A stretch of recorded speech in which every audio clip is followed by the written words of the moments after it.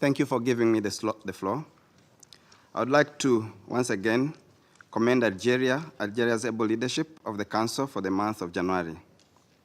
I'm grateful for your invitation to participate in this important meeting and thank all the member states that spoke before me. I'd like to recognize Ms. Vivian Van der Perry, Deputy SRSG. I also recognize Honorable Teresa Kaikwamba Wagner, DRC Minister for Foreign Affairs. I also would like to recognize the participation of the representatives of Angola, Uruguay, Zimbabwe, Burundi, South Africa, Guatemala, and Senegal. Less than 2 days ago, this council gathered to discuss the ongoing situation in the Eastern DRC. Since then, it has rapidly evolved. On 26 January, the M23/AFC rebel group is reported to have taken over the city of Goma. This triggered retreating forces from DRC coalition to attack and shell the Rwandan territory. Rwanda condemns in the strongest terms these attacks on the town of Rubavu in the northern province, which killed 5 people, innocent Rwandan civilians, and left another 35 injured. This indiscriminate shelling is unacceptable war crime, and further proof of the necessity of maintaining Rwanda's defensive posture put in place precisely to prevent this kind of threat. I would like to recall that these attacks are not the first, but the latest of a long list of provocative actions by the government of the DRC. I'd like to also recall that Rwanda has always shown restraint and sought to engage the DRC in dealing with the root causes of insecurity in the region and along our common border. Rwanda will always stand for peace, as we have the most to lose in the continuation of this conflict.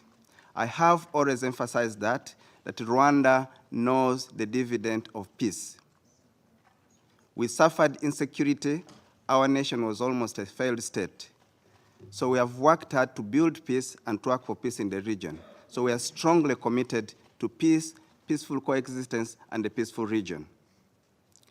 The coalition of anti-Rwanda forces on our border poses an existential threat to our country, which is not the case for the government of Kinshasa, which feels insulated from whatever happens 2,000 kilometers away. The border of Rwanda is 2,000 kilometers away from Kinshasa. A shell from across in DRC that falls on Rwandan territory falls on a very densely populated villages, and lives are lost. Even one bullet takes a life. Those in Kinshasa will not stay awake when such insecurity happens. So we are very serious when we talk of an existential security threat to Rwanda. Mr. President, the action of this coalition are equally devastating for Congolese. Rwanda is providing humanitarian relief to incoming refugees together with the help of international partners on the ground. A temporary refugee camp has been set up in Rubavu to provide further assistance and shelter to those who are displaced. In addition, many countries have requested our assistance in facilitating the evacuation of their nationals, including European countries of origin of the mercenaries who have been deployed in Eastern DRC. Rwanda also facilitated the transit of MONUSCO and other United Nations personnel through Kigali. Additionally, the hundreds of militia members and FARDC forces we have received have been disarmed and treated with respect and dignity in accordance with international law, and those who are sick are being treated. I would like here also to express Rwanda's condolences to MONUSCO forces that died in this process.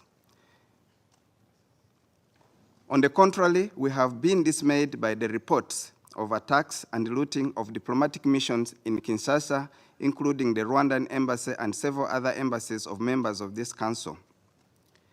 These thuggish acts most of which are committed in the passive presence of DRC security forces, are in total violation of international law, especially the 1961 Vienna Convention.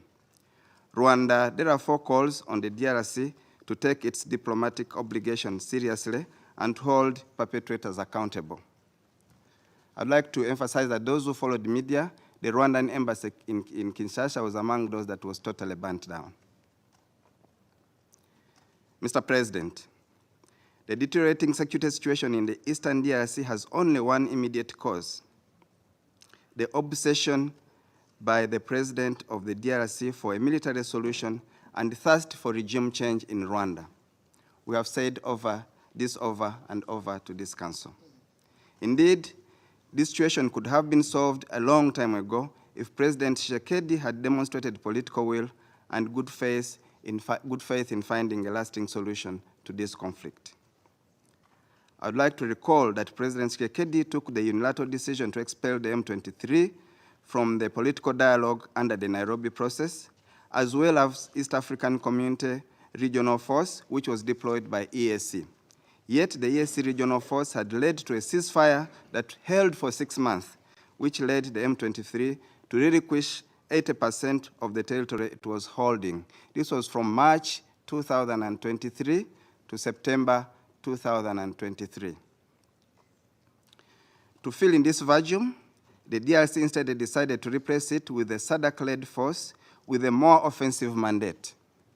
These two unilateral decisions by President Tshisekedi have caused the Nairobi process to stall, despite numerous attempts to revive it. Mr. President, Council members, as if frustrating the Nairobi process was not enough, the DRC President repeatedly made inflammatory statements against Rwanda.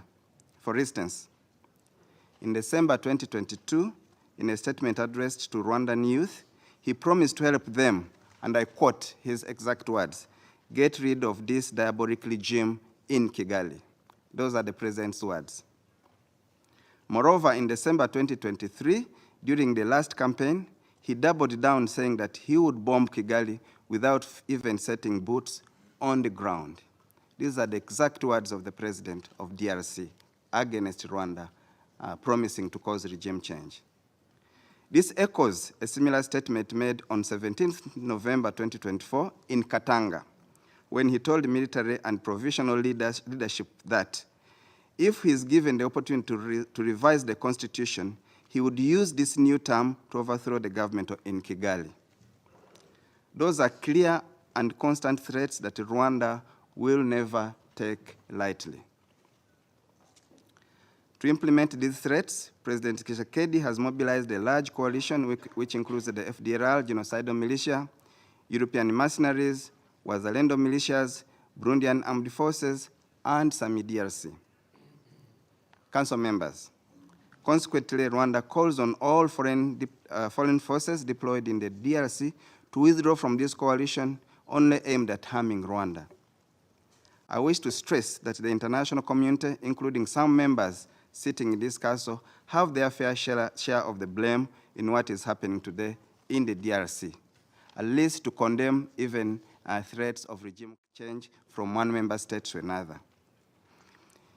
You also chose to turn a blind eye on these inflammatory statements and the build-up of the aforementioned military coalition, never once condemning the regime change agenda behind them.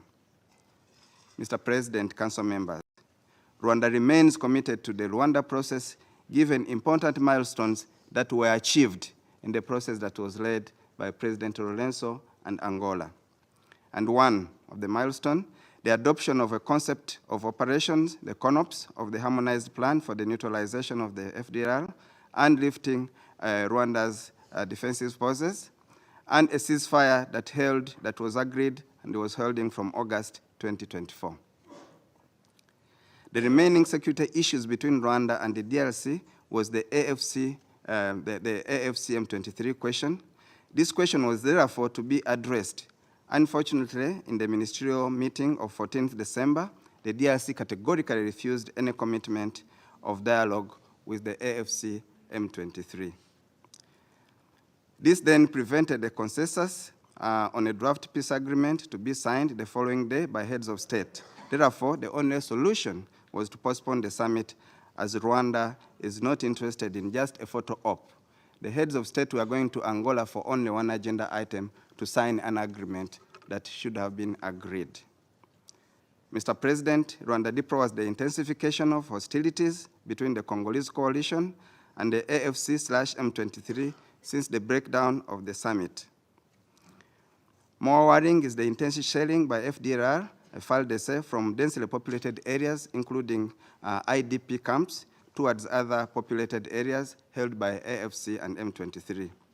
In order to bring about peace in Eastern DRC, Rwanda calls on the following. 1, the full implementation of mainly the neutralization of FDLR, which will lead to the lifting of Rwanda's defensive measures. 2, beyond the CONOPS, Rwanda calls on the withdrawal of foreign troops, part of the Congolese coalition, and we call for European mercenaries to be repatriated and be held accountable. 3, Rwanda believes that MONUSCO can be useful in restoring peace in Eastern DRC by stopping its support to a national army with a regime change mandate, as well as its support to a UN-sanctioned genocidal force and European mercenaries. Rwanda also reiterates its position that it has no hostile intentions against MONUSCO, despite its total failure over the past 26 years. 4, Rwanda believes in the strict adherence to the ceasefire of August 4th, 2024 by all parties, which would allow for a favorable environment for direct dialogue between the DRC and the M23. In this regard, I want to inform you that His Excellency President Kagame spoke with his counterparts from South Africa, His Excellency President Ramaphosa, yesterday. This positive conversation, held in a cordial atmosphere, was productive as it supported the already agreed ceasefire and the resumption of political talks, including with the AFC and M23. I also wish to inform you that tomorrow there will be a virtual EAC summit convened by His Excellency President Ruto on this very question. Before I close, I would like to mention that the DRC government has just claimed that there are Rwandan forces that died in DRC. I want to say that this is categorically not correct. If it was correct, DRC would have provided evidence. I don't think they have that evidence. If they have evidence of any Rwandan soldiers who have died on DRC soil, they should produce that evidence, which I'm sure, I know 100% sure, is not available, because that's not true. In closing, Rwanda is committed to the pursuit of a political solution to the conflict. However, we believe that the Rwanda process must not be personalized or taken as an end in itself, but as a tool to resolve security concerns between Rwanda and the DRC. Both the Rwanda and Nairobi process urgently require new impetus in order to achieve sustainable peace and stability for all the countries in our region. We hope that the recent engagements will work towards that goal. I thank you, Council members.